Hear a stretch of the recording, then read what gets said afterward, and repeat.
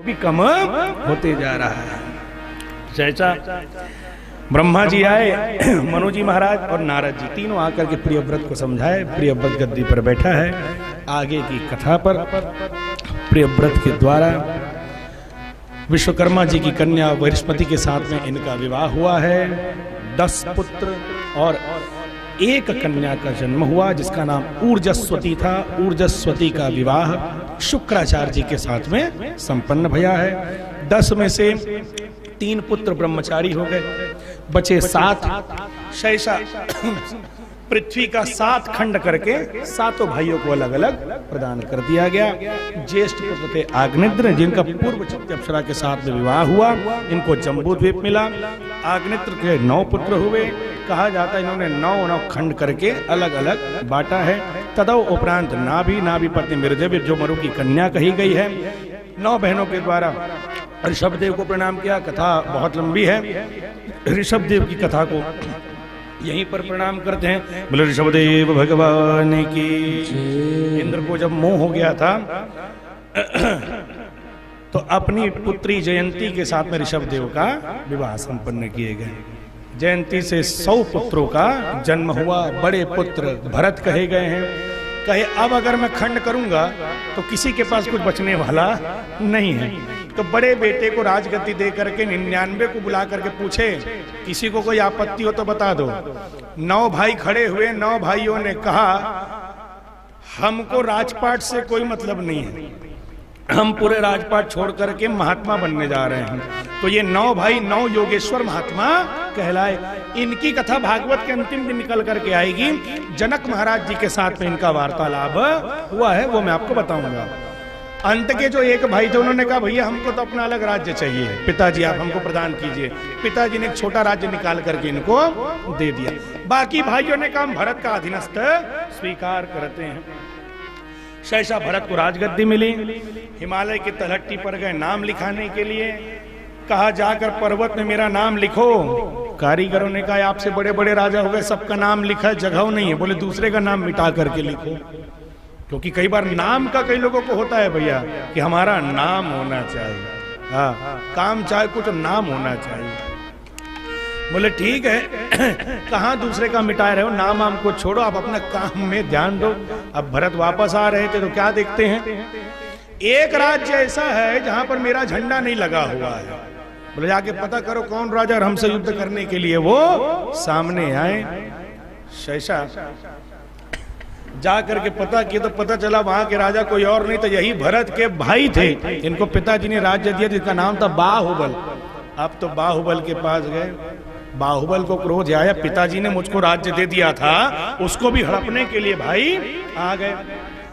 सामने भरत और उसके सामने बाहुबल, दोनों जब एक दूसरे को देखे क्रोध में आए। युद्ध करने दोनों आ गए हैं, भाई जानते फिर भी। शैशा बाहुबल आज भरत को उठा करके पटकने वाला था, इतने में बाहुबल को बड़ी ग्लानि लगी।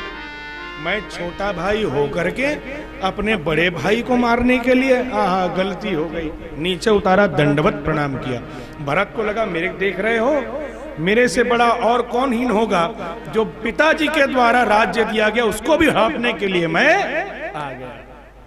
जैसा उन्होंने कहा आप राज्य को आप ही संभालो, मैं वन जा रहा। अब तो बाहुबल चक्रवर्ती सम्राट भया।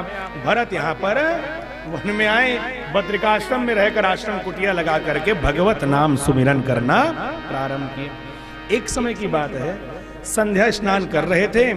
एक हिरणी जो गर्भवती थी, शेर के दहाड़ को सुन करके भागी, मारी जाऊंगी करके नदी को कूद करके छलांग मारने का प्रयास किया। वैसा कौन होगा जो नदी पर कूद करके छलांग मार के पार करे। जोर लगा, प्रसव हो गया। हिरणी का जो बच्चा है वो नदी पर गिर गया। वही गंडकी नदी से गिरते बहते जा रहा था। भरत ने उसको बचाया। बड़े प्रेम भाव से जीव ने जीव को देखा। अब ये तो संत ही बन के दया आई। इनकी जो माता थी हिरणी, वो तो पत्थर में चोट लगने के कारण प्राणांत हो गई। अब हिरणी के बच्चे को लेकर के भरत आश्रम में आ गया। दिन रात भगवान पूजा बंद हो गया। अब ये हिरणी के बच्चे का पूजा ज्यादा चालू हो गया। जहां जाता वहां हिरणी के बच्चे को लेकर के जाता। पहले जब भरत कथा सुनने के लिए आता ना तो उसको सबसे आगे बैठाते थे। भगवान का पुत्र है ना वो, वीआईपी लोग को आगे बैठाया जाता है। भरत को आगे बैठाते तो वो हिरनी के बच्चे को लेके बैठता। किसी ने कहा स्वामी जी एक काम किया करो, आप हिरनी के बच्चे को बाहर, अब सोचो को यहाँ पर कोई अपना कुकुर ला के बैठ के कथा सुने तो कैसा लगेगा हो? किसी का ध्यान लगेगा? लगने वाला नहीं है। बोले ठीक है। आप देखिए हिरनी के बच्चे को बाहर बांध करके आता तो इसका ध्यान अब कथा में नहीं लगता, वो बार बार पीछे पलट करके देखता कि बच्चा सही है कि नहीं है। विचार करो कोई सब लोग आगे वाले उठ उठ के पीछे देखें तो सबका ध्यान जाएगा ना।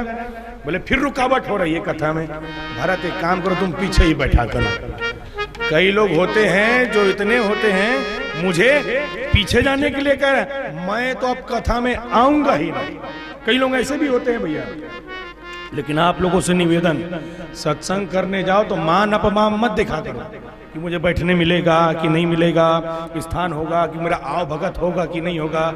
हमेशा सत्संग करो, सत्संग करो कभी भी उसके लिए। हाँ मुझे सम्मान तो तभी हो ना, अगर मैं कहा है अपमान अचानक हो जाए, निज साथी भी बिछुड़ जाए।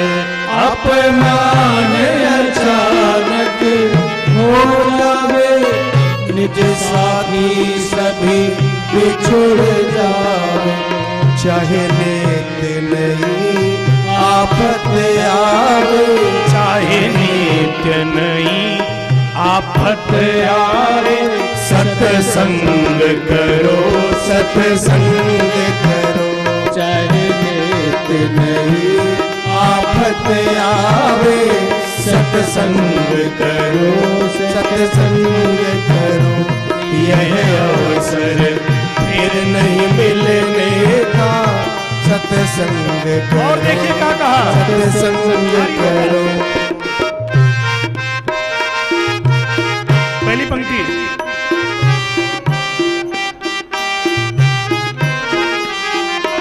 चाहे सारी दुनिया ठुकराए, चाहे धन संपत्ति सब लुट जाए।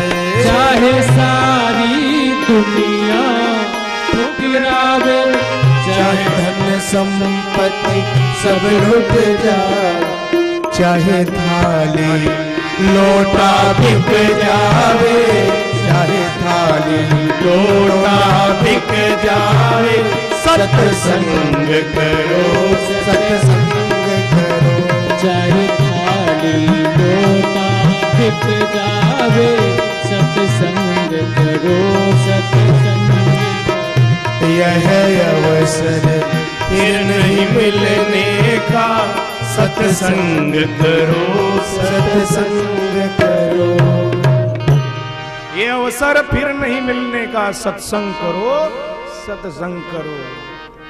अरे चाहे थारी रोटा बिक जाए पर सत्संग करो, आना ही बंद कर दिए। तो बोले ठीक है भैया नहीं आ रहे, तुम जानो तुम्हारा काम। अपने आश्रम बैठ कर करते थे।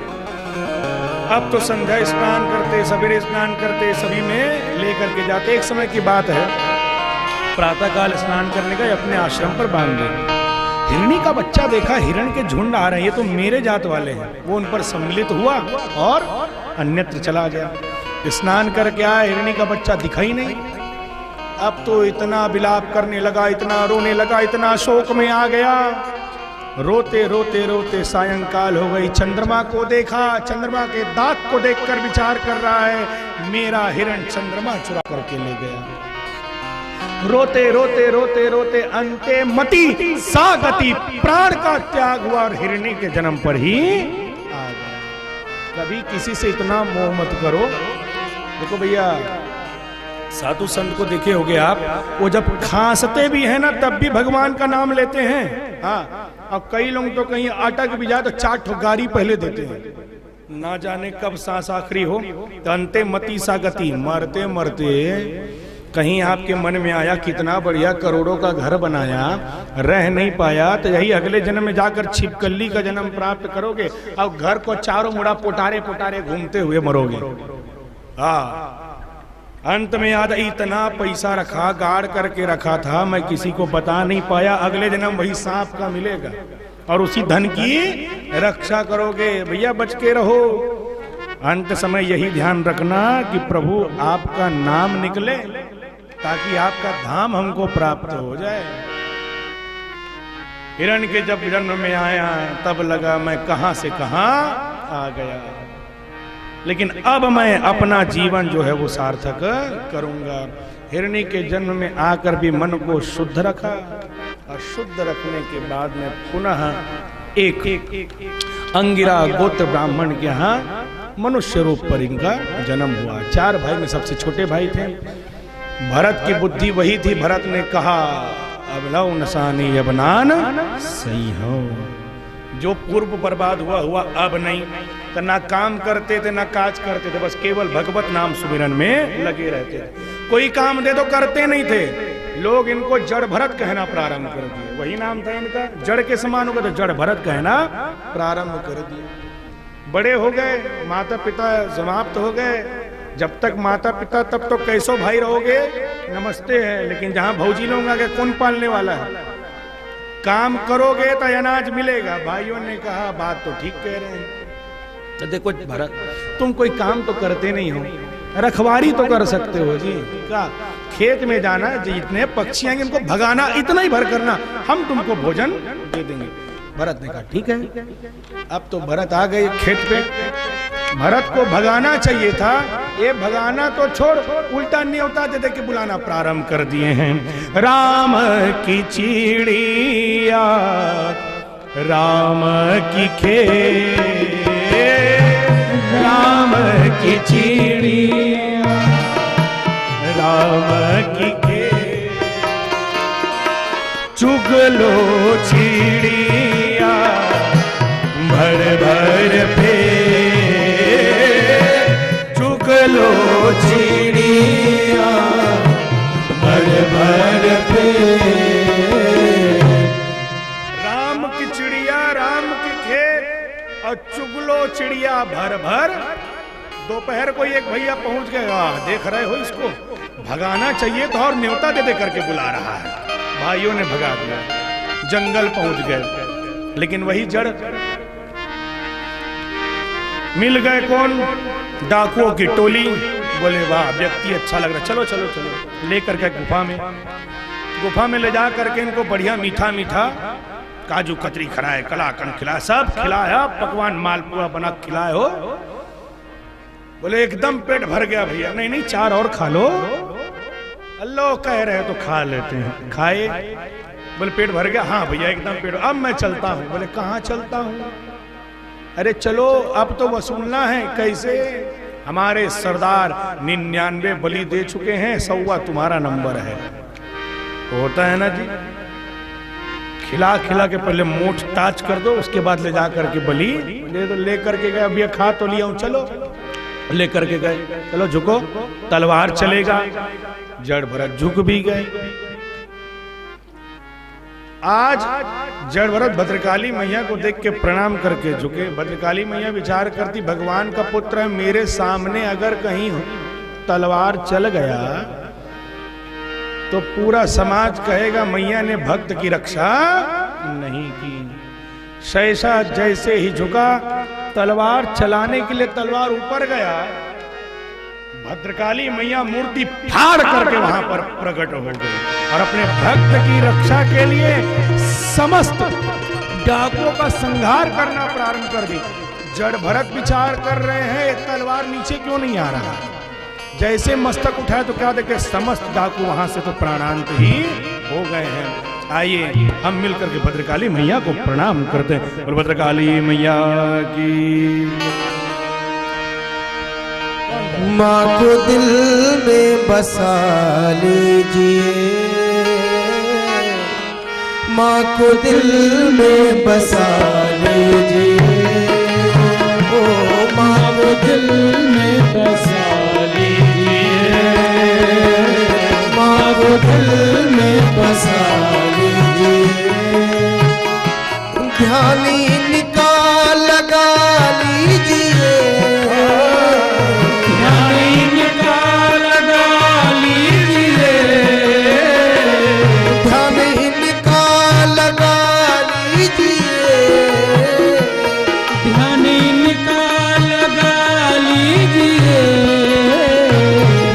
को दिल में बसा लीजिए, ओ माँ को दिल में बसा लीजिए।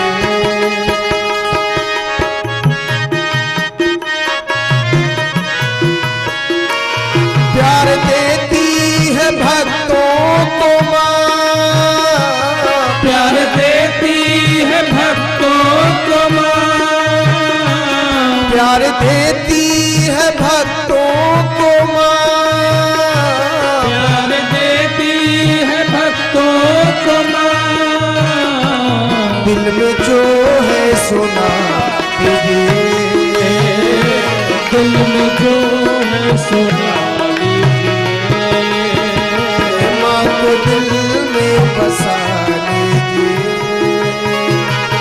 माँ को दिल में बसा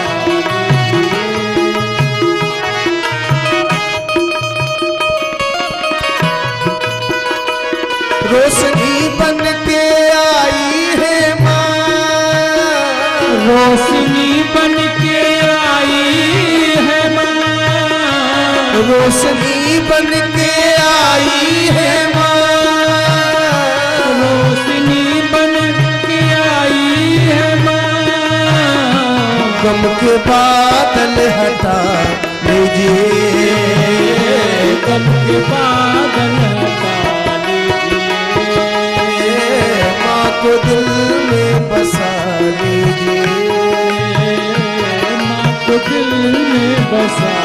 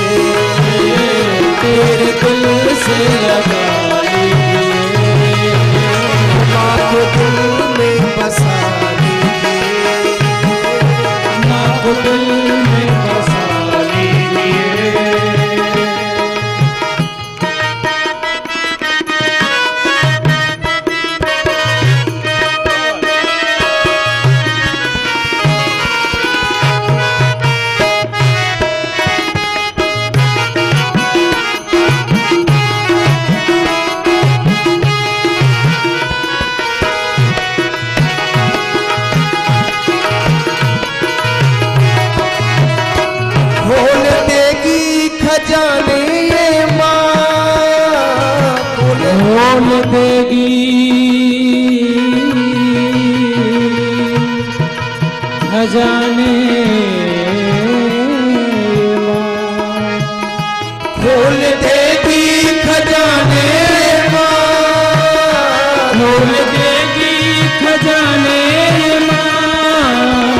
जितना लेना है ले लीजिए, जितना लेना है ले लीजिए, माँ को दिल में बसा लीजिए, माँ को दिल में बसा लीजिए, ध्यान इनका लगा लीजिए, ध्यान इनका लगा लीजिए, माँ को दिल में बसा लीजिए, माँ को दिल में बसा लीजिए, माँ को दिल में बसा लीजिए, माँ को दिल में बसा लीजिए, ध्यान इनका लगा लीजिए, ध्यान इनका लगा लीजिए, माँ को दिल में बसा लीजिए, माँ को दिल में बसा माँ को दिल में बसा लीजिए, माँ को दिल में बसा लीजिए। गुलम्बे मात की खड्गं चक्र गदेषु चाप परिघा शूलं भुशुण्डिं शिरा शंखं संददति करैस्त्रिनयना सर्वांगभूषामृता नीलाश्मादुषिमाशपादशशका सेवे महाकालिका यामास्तौ स्वपिते हरो कमलजो हन्तुं मधुकैटभम् हन्तुं मधुकैटभम्।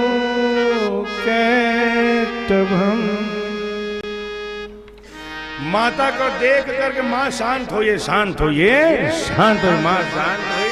अरे प्रभु अब आप प्रस्थान करे भक्तराज। सहसा जैसे बाहर गए, कहा जाता है रहुगण के साथ चर्चा है। रहुगण राजा था प्रदेश का, शांक शास्त्र को सुनने के लिए कपिलाश्रम जा रहा था। 4 कहार थे इसके पालकी के, एक कहार का पैर मोच खा गया। मिल गए कौन, यही जंगल में कौन दिखे, चलो भैया मदद कर दो। बोले बलि तो नहीं दोगे ना, अभी अभी बच के आया हूं। बोले बलि होली नहीं होगा, चलो चलो। लेकर के गए। अब जंगल का रास्ता है, कीड़े मकोड़े आ जाते हैं। अब इनको तो पता जीव हत्या पाप है, तो जैसे कुछ आ जाते तो ये छलांग मार पड़ते। जैसे ही छलांग मारते तो पूरा बैलेंस जो है वो बिगड़ जाता। तो बोले कहारो देख के चला वरना मृत्यु दंड दूंगा। जड़ वरद को लगा मेरे कारण बाकी ना मारे जाए, उन्होंने पालकी छोड़ दी। पालकी छोड़ दी। रहुगण ने पूछा क्यों कहार, तुम्हारे शरीर में दर्द हो रहा है क्या? बोले शरीर में दर्द कैसे होगा, क्यों? शरीर तो मेरा है ही नहीं है। कैसे? अरे हे राजन, आपका जो पूरा भार लगा हुआ है वो पूरा पालकी में है, मैं पालकी नहीं हूं। पूरा जो भार लगा हुआ है वो पालकी का शरीर में है, कंधे पर, मैं कंधा नहीं हूं। इस कंधे का भार लगा हुआ है मेरे पैरों में, मैं पैर नहीं हूं। पैर टिका है पृथ्वी पर, मैं पृथ्वी। पृथ्वी है शेषनाग पर, मैं शेष। जब मैं कुछ हूं ही नहीं तो दर्द मुझे कैसे होगा? बोले ये कैसी बात कर रहे हो? मान लो चूल्हा जल रहा हो, बटलोही रख दो, पानी डाल दो और उसमें चावल डालो, अग्नि जलाओ। अग्नि भले चावल को स्पर्श नहीं करेगी, बटलोही को करेगी, लेकिन वो जो चावल वो पक के भात तो बनेगा। तो देखो रहुगण, तुमको तुम्हारी भाषा में समझाता हूं, तुम इस बात को समझो। चूल्हा रखो, बटलोही रखो, पानी डालो, लेकिन चावल ना डाल करके पत्थर डाल दो, तो क्या पत्थर कुछ बनेगा? बनने वाला नहीं है। चावल क्या है? विकारत तत्व है। जिस मनुष्य को विकार होता है उसको सुख का अनुभव होता है, उसको दुख का अनुभव होता है। लेकिन मैं निर्विकार हूं। जो निर्विकार होता है ना उसको सुख की अनुभूति होती है ना उसको दुख की अनुभूति।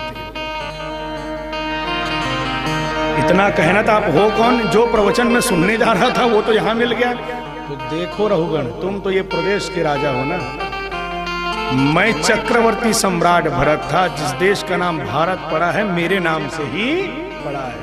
तुम तो छोटे राजा हो, मैं तो बड़ा राजा था। लेकिन अंतिमति गति के चक्कर में मैं पूरा माया के चक्कर में आकर के पड़ गया। तुम कभी अभिमान ना करना। जो तुम कह रहे थे मृत्यु दंड दूंगा, अरे तुम कौन होते हो मृत्यु दंड देने? इतना सुनना था रहुगण, जिस प्रकार एक डंडा गिरता है ऐसे ही रहुगण गिर पड़ा और भरत को प्रणाम किया।